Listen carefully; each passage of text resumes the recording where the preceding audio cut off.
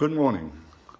Well, I'm sending out another of these videos. Today is the Feast of Michaelmas, when we commemorate and thank God for the angels and their role in our lives. I've just been down to the cathedral here in Jerusalem, to St. George's Cathedral, and we celebrated the feast. And I was surprised at how few people were present, because one of the strange things about this particular feast is that it reminds us that we are not alone.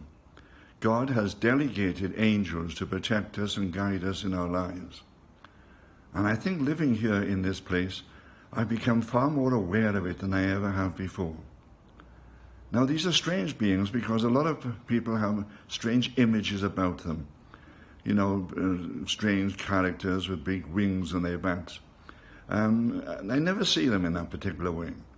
They just seem to be normal humanoid figures which appear in our lives, but usually just guide us from one place to another.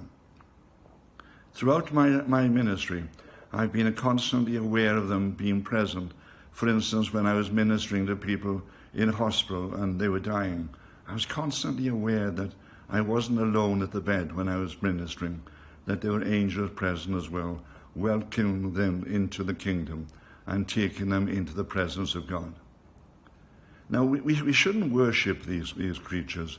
They are just creatures that God has created in the heavenly realm. But we honor them and we thank God for their presence, for they are able to see and to perceive those forces which are coming against us and perhaps even trying to destroy us and trying to lead us astray. We come and I thank God for each one and for the way they guide us at different moments in our lives.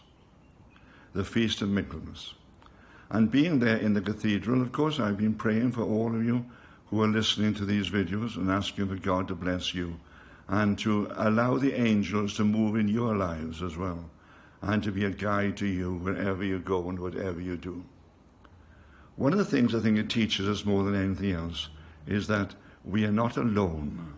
You know, sometimes people say to me, especially when they've had a relative that they love very much who's been ill, I sat by the bed for 2 or 3 days. I had to go home for just a few moments, and when I was home, they actually died. They died alone. Well, that is not true, because the angels are always there with them. God will send them and protect them and be with them. We never die alone, and we never act alone. We are always there, and they're with us continually.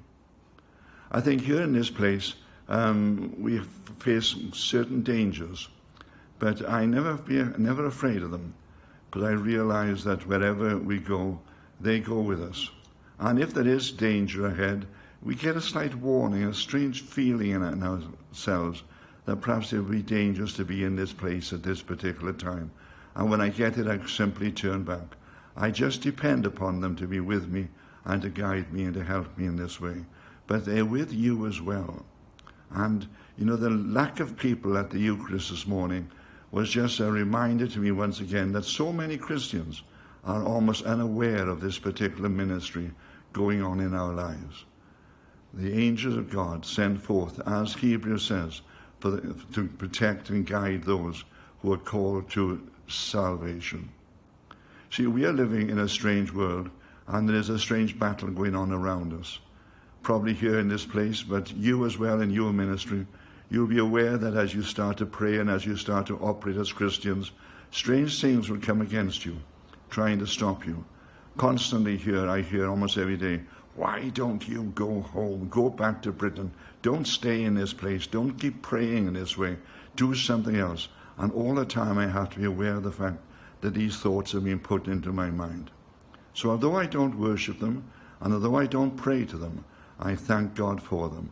And I want to remind you as well that they're with you, protecting you and guiding you wherever you go. Thank God for their presence, for God has delegated them to look after you and protect you. Father, on this great feast of Michaelmas, I ask that all those hearing this particular short video will be reminded of the presence of your great angels and thank God for their presence in their lives. Amen.